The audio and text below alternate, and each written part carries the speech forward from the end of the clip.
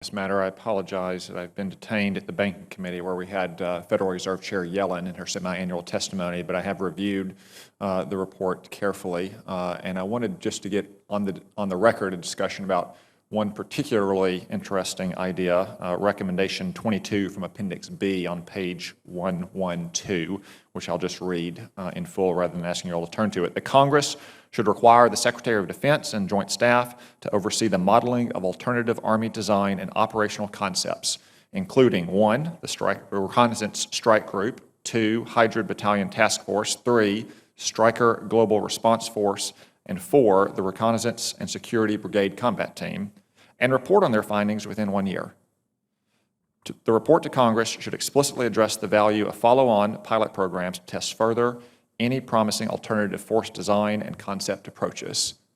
This seems to me like a far-reaching, maybe even radical proposal, and I would like to hear more on the record about it and what might be necessary to undertake that kind of transformation. Maybe if we could start with General Ham and then go to General Thurman for your comments.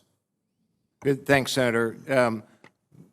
You asked us in the law to be comprehensive in our work, and so we did. We reached out to a lot of different agencies, to include some who have thought seriously about the size, structure, and capabilities that ought to be resident in the Army. Some of those viewpoints have been controversial within the Army and from those outside, but we felt nonetheless it was important to hear from them. So we did hear from a number of those who have offered these kinds of recommendations. And I guess I would say that, Senator, we didn't find any of those notions were sufficiently mature for us to make a recommendation to say we think the Army ought to adopt this model or that model. But we found elements of the 4 particular proposals that were mentioned, but several others, that we think certainly merit further evaluation by the Army and indeed by the joint force, because recognizing that the Army is always a part of a joint force, and some of these implications would have, or some of these recommendations would have implications for the other services. So it's important to view this in a joint perspective.